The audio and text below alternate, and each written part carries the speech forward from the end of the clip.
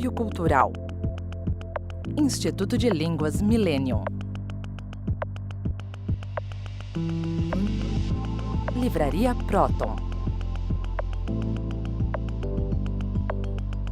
Faculdade Trilógica Kepp Pacheco.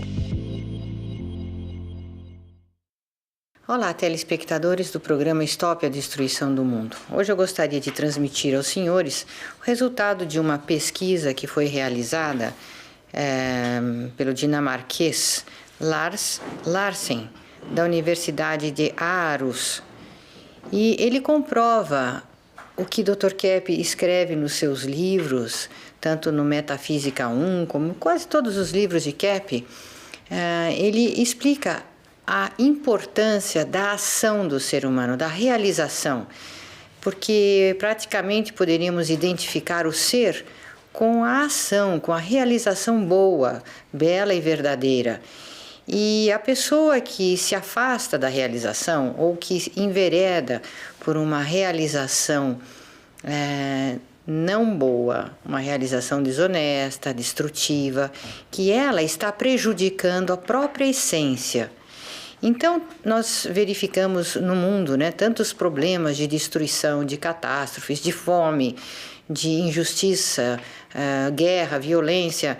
Tudo isso são resultado de uma inversão psíquica, uma inversão de valores e uma ação invertida que leva a uma destruição do próprio ser humano e de tudo que o cerca. Então, Kepp ressalta essa importância e vejam os senhores aí, então, que a capacidade intelectual, ao contrário do que se acreditava na ciência da psicologia, ela não tem um pico, um ápice entre os 18 e 26 anos com consequente decadência e fatal decadência, perda da inteligência. Muito pelo contrário, esses estudos mostram, como os senhores podem verificar, que a capacidade intelectual aumenta com a idade se ela é resultado de longos anos de prática. Então, se a pessoa trabalha numa determinada área, os seus neurônios vão acompanhar. E quanto mais ativa a pessoa for, mais os seus neurônios vão se desenvolver e sua capacidade intelectual, ela se aperfeiçoa e esse efeito anularia a perda de células cerebrais que técnicas de escaneamento mostraram ocorrer pouco antes dos 30 anos de idade. E aqui ele ressalta também para a importância na mudança na concepção de empregadores e instituições educacionais sobre a inclusão em seus quadros de pessoas com idade mais avançada. Dr. Kepp, o senhor... Isso mostra o quê, Cláudio? Que, ao contrário do que se pensava, as células nervosas se reproduzem. Elas não morrem e a pessoa vai perdendo, por exemplo, a memória, perde a inteligência, a percepção. Não é assim. A pessoa, se tiver uma interrupção num desses elementos, é porque ela usou a vontade para se aposentar, para destruir a si próprio, para praticamente se afastar da ação. Se a pessoa não deixa de agir, não deixa de ter uma ação, ou então de uma atividade, ela sempre vai se renovando. Agora, é importante muito notar o seguinte, que na humanidade, ao lado dos gênios que fizeram muito bem, eles têm também um lado em que provocaram muito mal.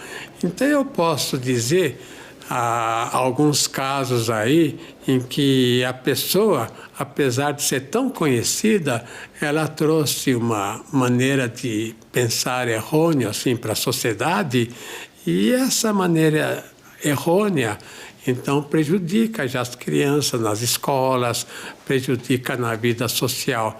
Eu vou mostrar alguns desses casos. Descartes.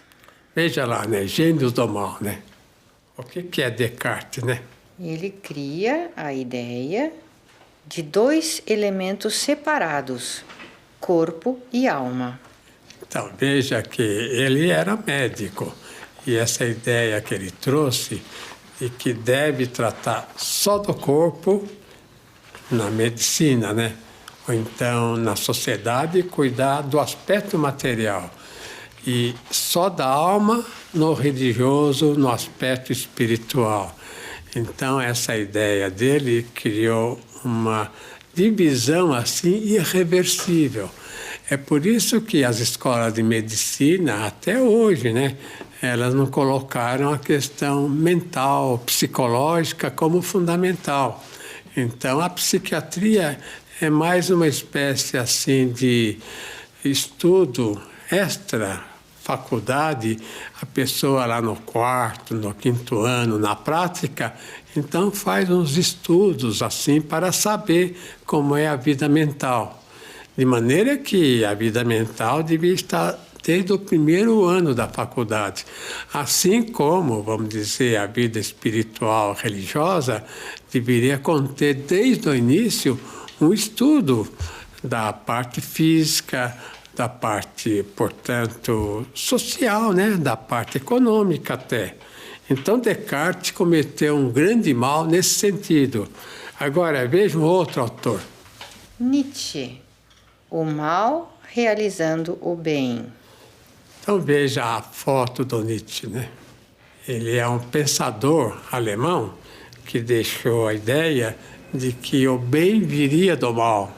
Agora, nós sabemos que ele foi um gênio assim muito doente e que ele próprio morreu cedo e morreu praticamente doente grave, né? Num sanatório. Mas vejam que essas ideias dessas pessoas desnorteiam a vida mental, inclusive dos acadêmicos, né? Nas academias usam muito, estudam muito esses autores e a pessoa muito assim, enfronhada nesses autores, ele destrói a sua maneira de pensar e se prejudica mentalmente. Agora veja um outro autor. William of Ockham. Tudo é válido, o certo e o errado. Então veja agora a foto dele, quer dizer, a foto. Um desenho sobre ele, né? Ele, note lá do século XIII, XIV, esse William of Ockham, ele colocou aquela questão da relatividade, que tudo é relativo, que você fazendo o bem, que o bem para uma pessoa é assim, para outra é o contrário. Ele criou essa ideia de relativismo, desnorteando o pensamento. Então, é um gênio, é uma pessoa genial, um monge, né, da Idade Média, que trouxe o mal para a humanidade nesse sentido. Agora vejam outro autor. Aristóteles, os sentidos constituindo a base da vida. Observação, essa é a total inversão do pensamento. Então, note que essas ideias todas, essa maneira de pensar desses autores, é que trouxeram, vamos dizer, uma confusão mental e, portanto, a doença. De maneira que, se um gênio traz uma coisa errada, a sociedade deve conscientizar aquele erro que ele trouxe. Porque não existe uma pessoa genial, de grande talento, que tenha só o certo, que tenha só o bem. Então é por isso que nós falamos na psicopatologia e principalmente na sociopatologia, para mostrar a necessidade que tem a população, que tem o ser humano, de ver também a patologia, a doença na sociedade em que ele nasceu. Então, uma criança, desde criança, tendo uma orientação errônea, ela vai desenvolver uma mente errônea, portanto, uma mente doente. Então, veja os malefícios da patologia humana. Primeiro, a sociedade consumista, que causa a destruição dos recursos naturais.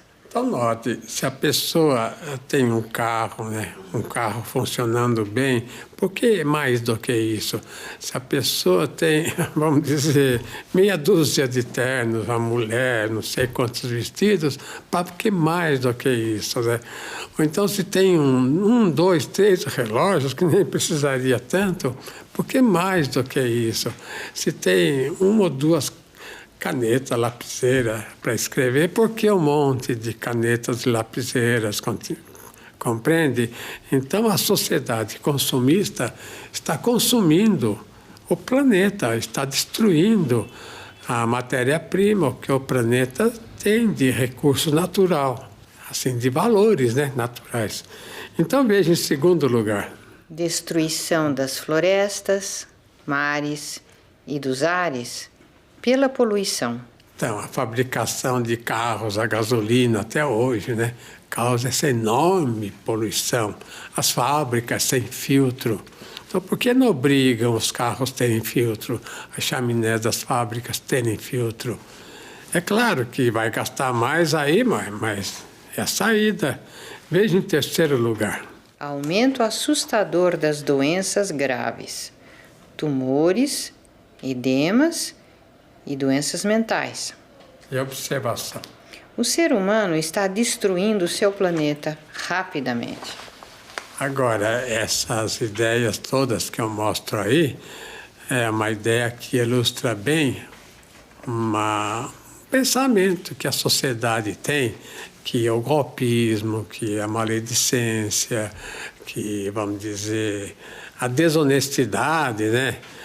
Que trazem benefício para a pessoa, que o indivíduo esperto, né, que dá golpe nos outros, o indivíduo assim malandro, né, o indivíduo mentiroso, o indivíduo que bebe, que toma drogas, esse é o indivíduo que tira vantagens da vida. Então essa é uma ideia totalmente errônea, porque a única vantagem que o indivíduo tem é se ele tira aquilo que é bom para a vida dele. Então veja esse disco agora. O ser humano é aquilo que ele faz. Então isso é muito importante, porque a ideia que se tem é que a ação seria mais ou menos independente do indivíduo. Que o indivíduo poderia fazer isso ou aquilo e continuaria sendo o que ele é. Mas não que o indivíduo é aquilo que ele faz. Então, muitos dizem, né, muitos pensadores, que o indivíduo é o que ele pensa. Ou então, outros dizem que é o que ele sente. Nenhum caso e nem outro está totalmente certo. O indivíduo é o que ele faz. Então, a ação mostra o que o indivíduo é. Então, a mente dele, o sentimento dele, a vida dele social, tudo mais, mostra a conduta que ele tem. Então, é a conduta que faz o ser humano. Inclusive, né, Dr. Kepp, se ele quer corrigir as ideias, ele precisa começar na prática, pela ação. Voltamos já? Isso.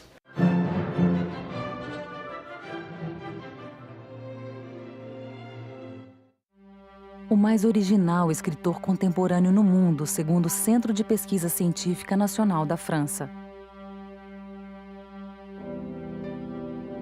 Nesses tempos de incerteza e conflito, surge um trabalho de extraordinária clareza moral, visão e esperança.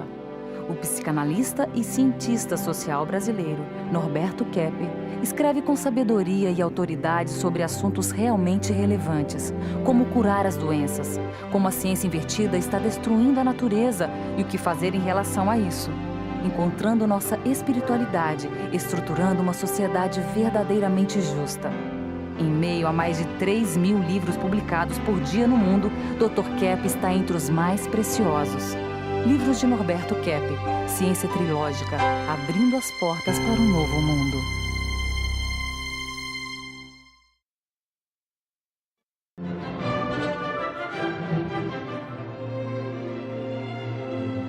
Os senhores poderão notar que até hoje muitas pessoas procuram tratar da ecologia no planeta sem considerar o agente humano, mas não somente se o ser humano gasta plásticos ou joga o lixo onde não deveria, ou corta florestas de forma assim ávida, né, voraz.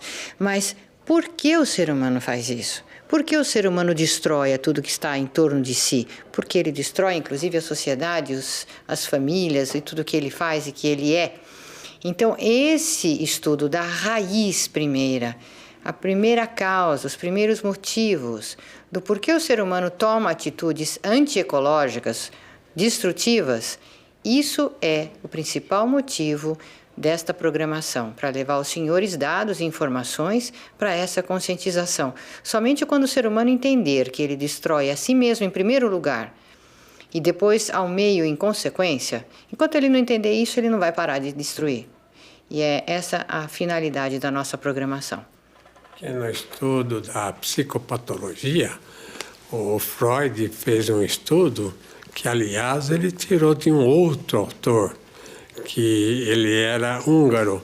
Esse autor mostrou as fases do desenvolvimento pessoal e mostrou a primeira fase oral e a segunda fase anal sádica e a terceira fase genital. Essa segunda fase, essa fase anal sádica, é onde a criança entre 2 a 4 anos, ela quebra os brinquedos, ela agride as outras crianças, ela morde, ela ataca os animais. E até mesmo nos animais se nota uma fase assim meio anal sádica. De maneira que o ser humano que ficou nessa fase de 2 a 4 anos é mais interessado pelo dinheiro, pelos valores materiais, e ele não tem, vamos dizer, a espiritualidade necessária para ser bom. Ele não amadureceu a personalidade. Até tem uma autora, ela fala que em países como o Brasil é muito comum ver que antes da pessoa se tornar adulta, né, amadurecer, ela já entra em decadência por causa desses pensamentos, dessa orientação errônea social. Então veja aí essa questão da decadência mundial, esse dístico que eu fiz. Em primeiro lugar, A ausência de ética na vida social. então a ideia é que, sendo malandro, né, desonesto, é que a pessoa tiraria vantagens. Então, um ladrão, ele achando que ele rouba os outros, ele traz muita vantagem. E não que isso vai entorpecendo o interior dele, vai destruindo, ele vai se tornando cada vez mais incapaz, cada vez mais para baixo, cada vez mais decadente, até ter consequências na saúde e perecer logo. Veja em segundo lugar. Predomínio do dinheiro na estrutura social. Essa é a grande praga, né?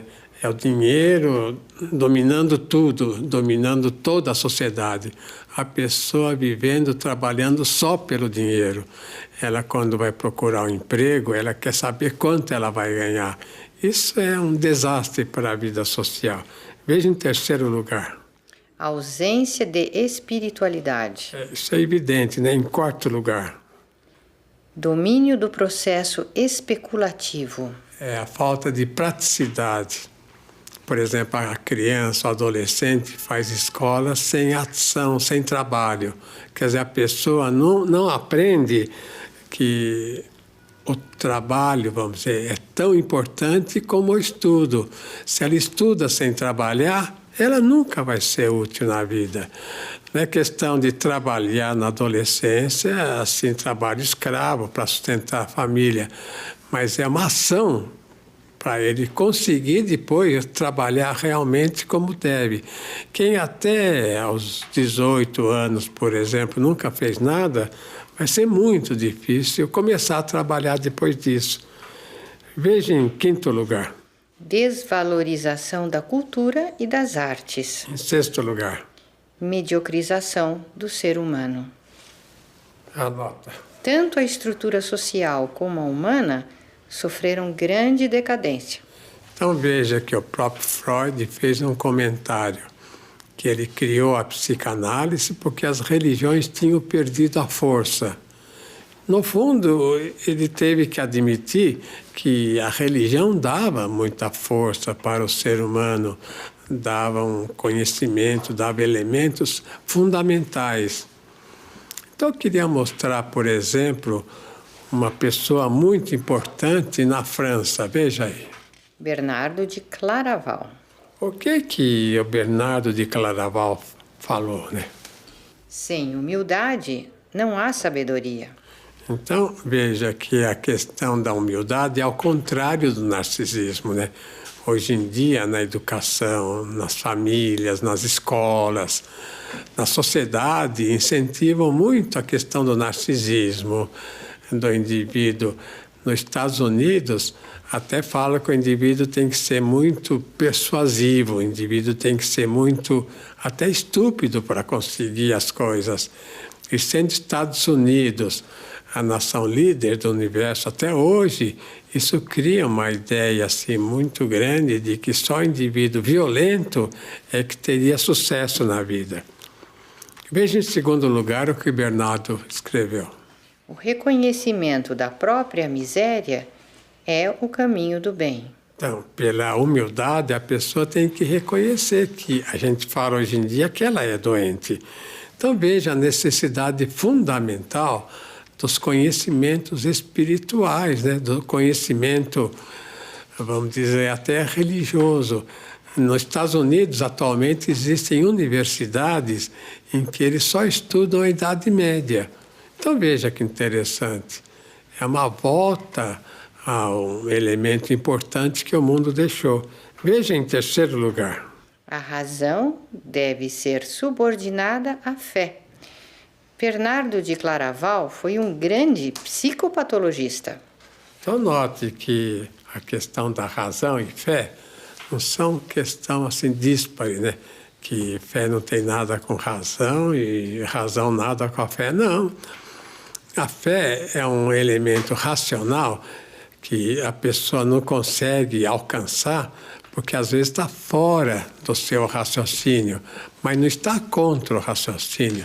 Então, a questão dos mistérios teológicos, mistérios da fé, eles têm que ser tidos assim como até dogmas, né? Que muitas igrejas falam, porque é através da aceitação de certos dogmas, a gente pode falar, né, o dogma de que Cristo era Deus. Então, através de aceitação de um dogma, a pessoa vai entender muita coisa que não entenderia se não fosse assim. Agora, não é uma questão só de pessoas assim ligadas à religião moderna. Veja na antiguidade quem foi muito importante. Platão. E o que Platão fez, né? Veja. Ideias de Platão.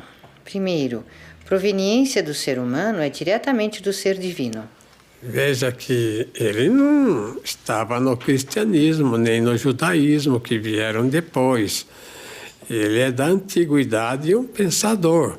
Então, as ideias dele, né, que o ser humano é ligado ao ser divino, é uma ideia religiosa. E ele era um pensador. Então, veja em segundo lugar. O conhecimento é de caráter infuso. Que depois a Bíblia fala, né, que havia ciência infusa. Veja em terceiro lugar o que Platão deixou. A existência, ela é vinda do interior. Quer dizer, a existência humana, ela vem de elementos internos no ser humano. Quer dizer, a inteligência vem da parte interna. A questão, por exemplo, das emoções. É claro que é o interior da pessoa em contato com a energia escalar, né? Que o Tesla descobriu, que vem do espaço, que vem do ser divino. Veja em quarto lugar. O bem é o fundamento de tudo. Platão teve o nome de divino. Então, por isso mesmo, né, que ele foi escolhido pelo cristianismo no início, no século IV, como pensador por excelência. Que depois, né, no século XII e XIII, veio Aristóteles, que materializou muito o ser humano, levando em grande parte à decadência. Mas até modernamente, digo modernamente, há uns 200 anos atrás, veja uma pessoa importante. Barão de Montesquieu. Então veja o que ele fez. O poderoso viveria da mentira, enganando seus súditos com suas pretensas riquezas.